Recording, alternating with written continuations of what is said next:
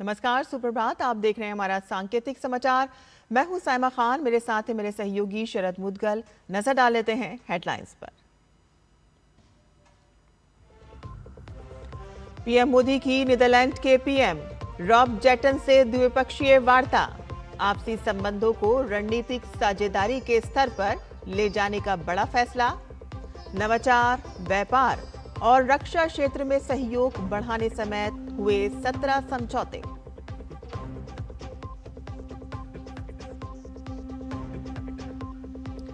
PM Modi की 4 देशों की यूरोप यात्रा का स्वीडन होगा अगला पड़ाव। पीएम उल्फ क्रिस्टरसन से करेंगे द्विपक्षीय वार्ता। सहयोग और नवाचार के खुलेंगे नए द्वार।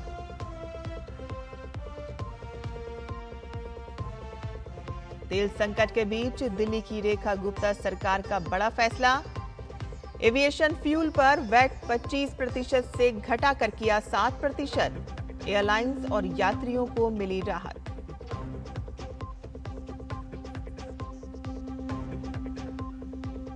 कांगो और युगांडा में इबोला के कहर के बाद विश्व स्वास्थ्य संगठन ने ग्लोबल हेल्थ इमरजेंसी की घोषित। कांगो में इबोला से 80 लोगों की मौत।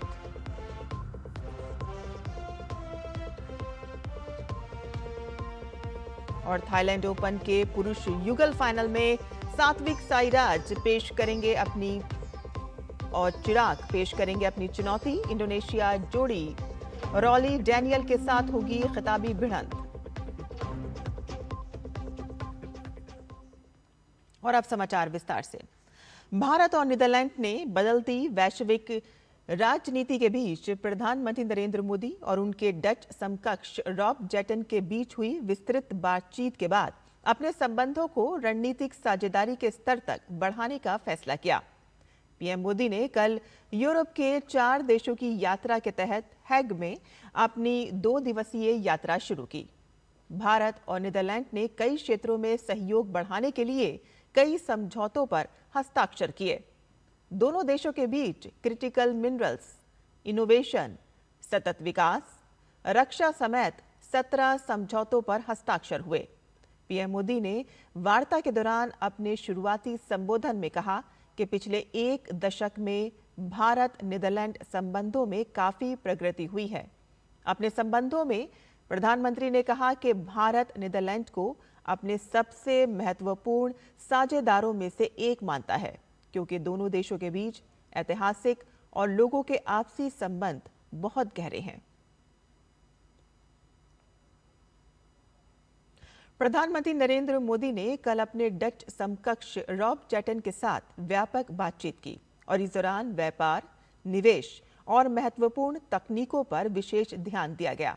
अपने संबोधन में प्रधानमंत्री नरेंद्र मोदी ने कहा कि लोकतांत्रिक मूल्य, बाजार आधारित अर्थव्यवस्था और जिम्मेदार व्यवहार भारत नीदरलैंड की साझा सोच का हिस्सा है। जल प्रबंधन, स्वास्थ्य और शिक्षा जैसे क्षेत्रों में हमारा सहयोग लोगों के जीवन को बेहतर बना रहा है। पीएम मोदी ने भारत की आर्थिक प्रगति को भी रेखांकित किया। प्रधानमंत्री ने कहा कि हर क्षेत्र में नीदरलैंड की विशेषज्ञता और भारत की गति और कौशल का मेल होना चाहिए। अपने संबंधों में रॉब जेटन ने कहा कि भारत के साथ संबंधों को नवाचार, टिकाऊ विकास और रक्षा जैसे क्षेत्रों में अपने सहयोग को नई ऊंचाइयों पर ले जाना है। प्रधानमंत्री नरेंद्र मोदी ने डच कंपनियों को भारत में डिजाइन, नवाचार और निर्माण करने के लिए आमंत्रित किया और कहा कि भारत में अपार अवसर मौजूद हैं। सीईओ राउंड टेबल में अपने संबोधन में प्रधानमंत्री ने कहा कि आज का भारत बड़े पैमाने और स्थिरता का प्रतीक है और बुनियादी ढांचे, स्वच्छ ऊर्जा तथा कनेक्टिविटी की गति में दुनिया का कोई भी देश भारत की बराबरी नहीं कर सकता।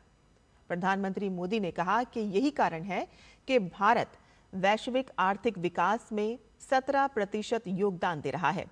और साथ ही प्रधानमंत्री मोदी ने कहा कि भारत में मैन्युफैक्चरिंग अब बहुत अधिक किफायती होता जा रहा है।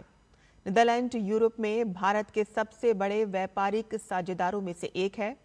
वर्ष 2024-25 में दोनों देशों के बीच व्यापार 27.8 अरब अमेरिकी डॉलर तक पहुंच गया। ये यूरोपीय देश भारत में चौथा सबसे बड़ा निवेशक भी है, जिसका कुल प्रत्यक्ष विदेशी निवेश 55.6 अरब अमेरिकी डॉलर रहा है। इलेक्ट्रॉनिक्स विनिर्माण कंपनी टाटा इलेक्ट्रॉनिक्स और डच सेमीकंडक्टर उपकरण बनाने वाली प्रमुख कंपनी ASML ने भारत में चिप निर्माण को बढ़ावा देने के लिए साझेदारी की है। ASML टाटा इलेक्ट्रॉनिक्स के धुलेरा फैब की स्थापना और उत्पादन बढ़ाने में मदद करेगी और इस समझौते की घोषणा प्रधानमंत्री नरेंद्र मोदी की नीदरलैंड यात्रा के दौरान की गई। ASML ऐसी लिथोग्राफी मशीनें बनाने के लिए जानी जाती है जिनका उन्नत और छोटे आकार के सेमीकंडक्टर बनाने में बहुत महत्वपूर्ण उपयोग होता है और इस क्षेत्र में कंपनी का लगभग एकाधिकार माना जाता है।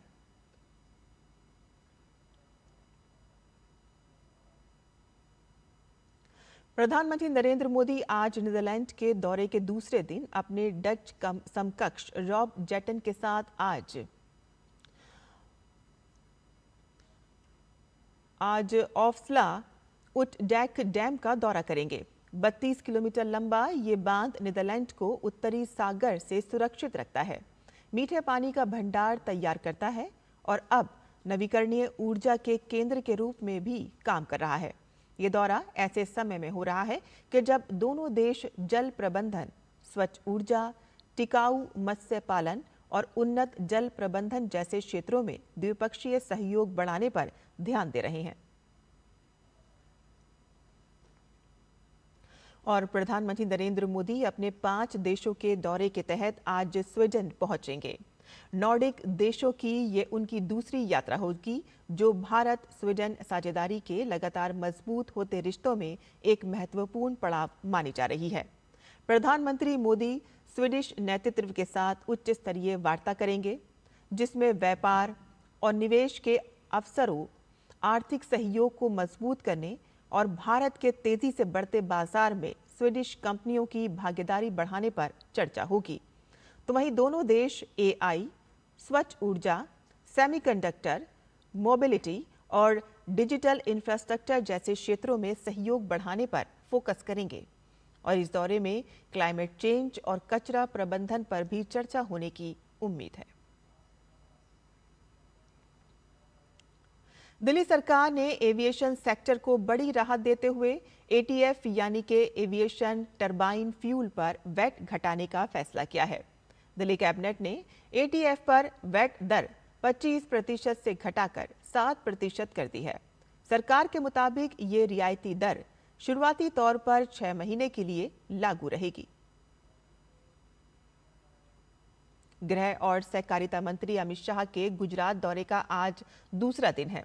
अमित शाह आज गांधीनगर जिला दुग्ध उत्पादक सहकारी मंडली द्वारा संचालित मधुर डेयरी के नए मिल्क प्रोसेसिंग प्लांट का भव्य उद्घाटन करेंगे। चिलौड़ा के पास दशेला गांव में बनकर तैयार हुआ ये नया प्लांट अत्याधुनिक सुविधाओं से लैस है और इसके बाद वे एक सार्वजनिक जनसभा को संबोधित करेंगे। नीट UG पेपर लीक मामले में CBI ने एक और आरोपी को शिकंजे में लिया है। पुणे की एक वरिष्ठ बॉटनी शिक्षिका मनीषा गुरुनाथ मांडरे को CBI ने दिल्ली से गिरफ्तार किया है। मनीषा को NTA ने विशेषज्ञ के रूप में नियुक्त किया था और माना जा रहा है कि उनके पास बॉटनी और जियोलॉजी विषयों के प्रश्न पत्रों तक पहुंच थी। विश्व स्वास्थ्य संगठन यानी कि WHO ने कांगो और युगांडा में बुंडी बुगियो वायरस के कारण फैले इबोला के प्रकोप को अंतर्राष्ट्रीय चिंता का सार्वजनिक स्वास्थ्य आपातकाल घोषित कर दिया है। हालांकि WHO ने कहा कि ये प्रकोप महामारी आपातकाल के मानदंडों को पूरा नहीं करता है। कांगो के इटूरी में इबोला के कारण 80 लोगों की मौत हुई है और लगभग 246 संदिग्ध मामले पाए गए हैं। अमेरिकी राष्ट्रपति डोनाल्ड ट्रंप ने कहा कि अमेरिकी सेना ने नाइजीरिया में आईएसआईएस के दूसरे सबसे बड़े वैश्विक कमांडर अबू बिलाल अल मिनूकी को खत्म कर दिया है और ये आतंकी पूरी दुनिया में आईएसआईएस का दूसरा सबसे बड़ा नेता माना जाता था। और आज थाईलैंड ओपन में भारतीय चुनौती पर सबकी नजरें टिकी होंगी, जहां स्टार पुरुष युगल जोड़ी सात्विक साईराज और रंकी रेड्डी और चिराग शेट्टी खिताब के लिए कोर्ट पर उतरेंगे। फाइनल में उनका सामना इंडोनेशिया के लियो रॉली कर्नाडो और डैनियल मार्टिन की जोड़ी से होगा। वहीं आईपीएल में कोलकाता नाइट राइडर्स ने गुजरात टाइटंस को 29 रन से हरा दिया। कोलकाता ने ईडन गार्डन्स में टॉस हारकर पहले बैटिंग करते हुए 20 ओवरों में 2 विकेट पर 247 रन बनाए। जवाब में गुजरात 4 विकेट खोकर 218 रन ही बना सकी और इसी के साथ ही केकेआर ने प्लेऑफ की उम्मीदों को बरकरार रखा। टीम पॉइंट टेबल में 7वें नंबर पर आ गई है। और इसी के साथ ही हमारा ये सांकेतिक समाचार यहीं खत्म होता है। मुझे और मेरे सहयोगी शरद मुदगल को अनुमति दें, लेकिन आप देखते रहिए डीडी न्यूज़। नमस्कार।